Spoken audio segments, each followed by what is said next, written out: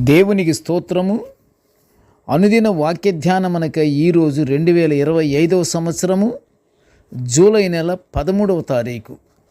ఈరోజు ధ్యాన వాక్యము పరిశుద్ధ గ్రంథము నుండి మత్తయి సువార్త 6వ అధ్యాయము 12వ వచనాన్ని మనం ధ్యానించుకుందాము. ప్రియ దేవుని బిడ్డలారా, నేటి ధ్యాన వాక్యాన్ని పరిశుద్ధ గ్రంథము నుండి ఒకసారి మనం చదువుకుందాము. మా రుణస్థులను మేము క్షమించి ఉన్న ప్రకారము మా రుణములు క్షమించుము.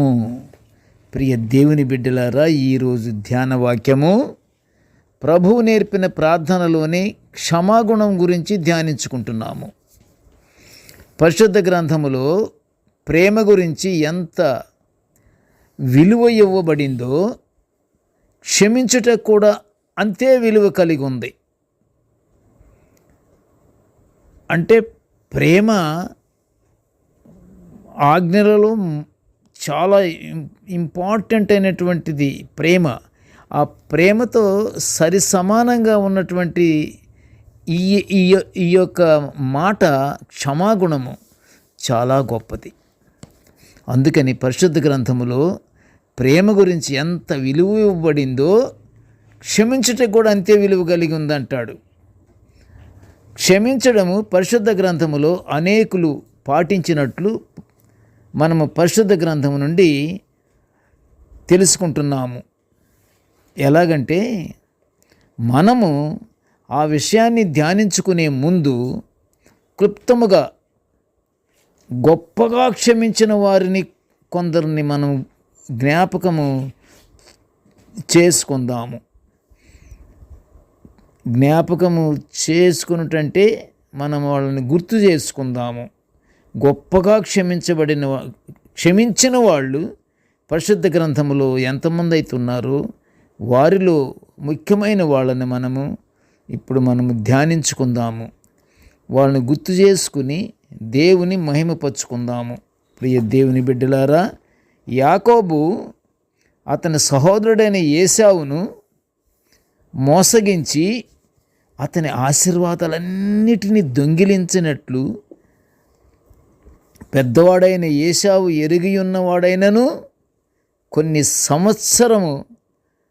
సంవత్సరముల తర్వాత వారిద్దరూ కలుసుకున్నప్పుడు ఏశావు తనను చంపుతాడేమో అని యాకోబు భయపడుతుంటే ఏశావు తన చెయ్యి చాపి, ప్రేమ క్షమాగుణము రెండు ఉన్నాయి ఇందులో.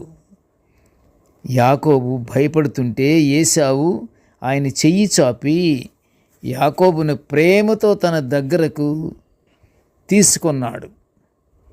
అలాగే యోసేపుకు ద్రోహం చేసిన తన అన్నలను క్షమించాడు. యోబు తనను హింసించిన తన స్నేహితులను క్షమించాడు కదా.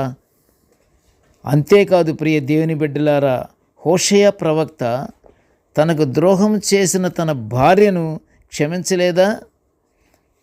తప్పిపోయి తిరిగి వచ్చిన కుమారుని తన తండ్రి క్షమించినట్లుగా మనం పరిశుద్ధ గ్రంథంలో చూస్తున్నాము.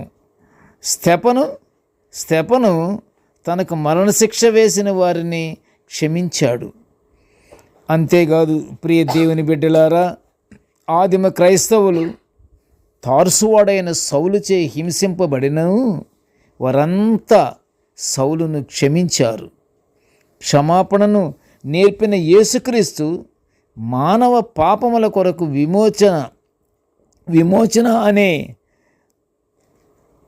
గొప్ప త్యాగపూరితమైనటువంటి ఆ కార్యమును యేసుప్రభు చేయలేదా?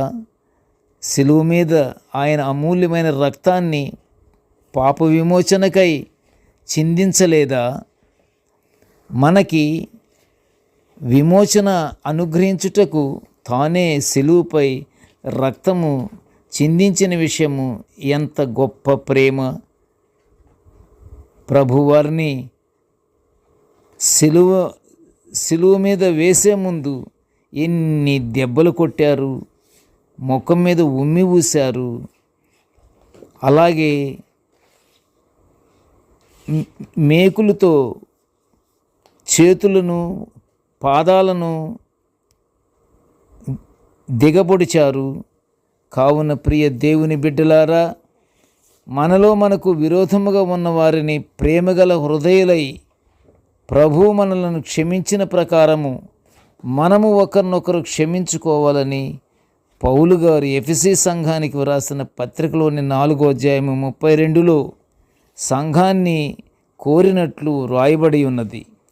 ఇంత త్యాగపూరితమైనటువంటి విషయాలు, ఎంత గొప్ప గొప్ప వాళ్ళు ఇలాగా క్షమించారు, ఎంత ప్రేమ వాళ్ళకి చూపెట్టారు.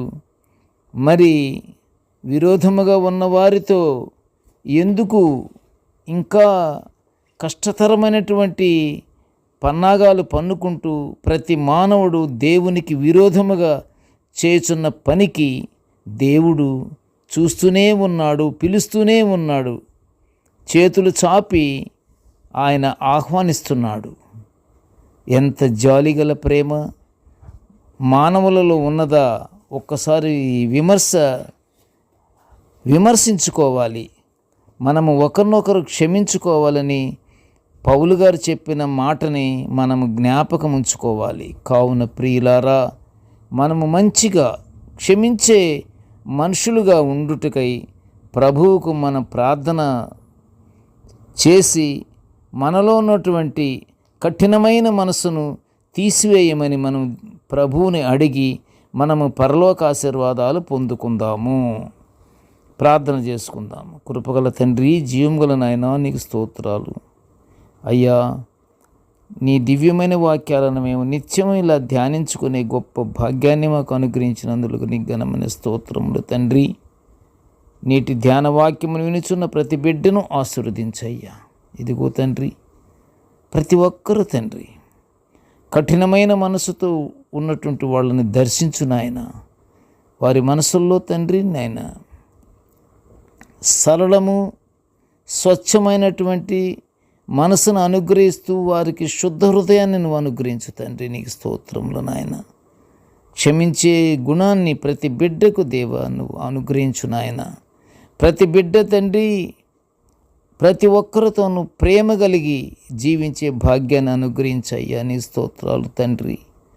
ఇదిగో తండ్రి, ప్రేమ లేకపోతే అది లోపమైతే అది పాపము అని మేము చదువుకుంటున్నాము కనుక తండ్రి, అది మేము నిజముగా హృదయపూర్తిగా దేవ గ్రహించి ఆ ప్రకారంగా మేము ఎవ్వరమీ నీకు విరోధముగా ఉండకుండా నిత్యము నీకు ప్రార్థన చేసుకుంటూ ఉండే భాగ్యాన్ని మా జీవితాలను దేవా నువ్వు సరిచేసి ఆనందకరమైనటువంటి జీవితాలతో మేము జీవించే భాగ్యాన్ని మాకు అనుగ్రహించమని ఈ మనవులన్నీ యేసయ్య పుణ్యనామమున వినయముగా వేడుకొంచుంటున్నాము తండ్రి. ఆమేన్, ఆమేన్, ఆమేన్. దేవుడు మనల్నందరినీ బహుగా దీవించుగాక. ఆమేన్.